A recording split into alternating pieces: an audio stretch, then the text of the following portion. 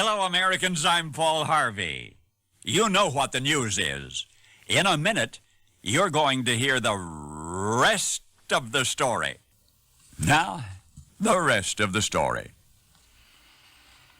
They didn't cotton to strangers in the Lone Star Saloon, and Billy Miller was a stranger.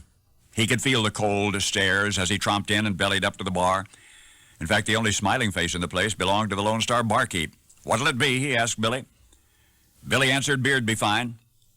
Then he looked up at the sign. The sign said, "Try the special." All right, Billy would try the special. Pretty powerful stuff, Billy was advised. "No matter," insisted the stranger, "pour me a tall one." So the barkeep poured Billy a tall one, and the latter belted it down. The recipe was supposed to be a secret. I'll tell you what it was. It was raw alcohol and snuff-saturated water and a white powder purchased from old Doc Hall, a regular in the saloon.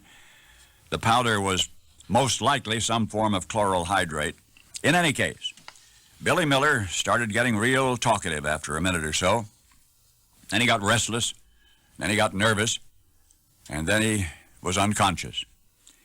He woke up in an alley a dozen hours later, squinting painfully into the morning sunlight. His gold watch was gone, his cash was gone.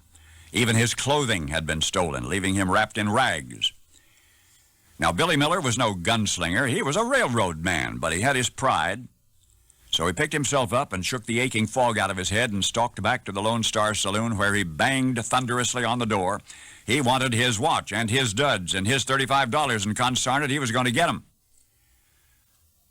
They found Billy's body out by the railroad tracks not too long after that. They're still looking for his head.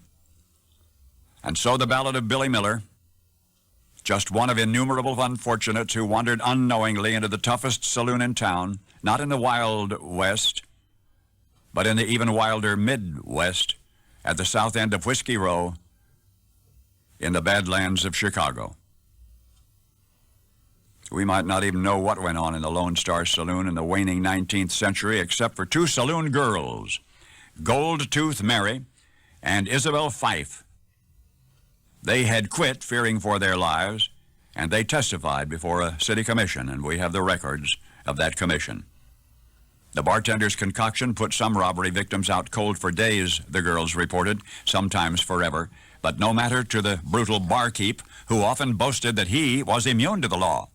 He said, was protected, and he was, by crooked aldermen. And what do you know, the commission adjourned, and the Lone Star stayed in business. And its proprietor and bartender, one and the same, after a very brief vacation, returned to operate unmolested as before. And he, the bartender, is remembered to this day, even in a way honored, with a place of his own in the dictionary. For you see, the Lone Star's special cold cock cocktail that the unsuspecting were lured into guzzling, now as then bears the name of its bartender inventor. His name and its name, Mickey Finn.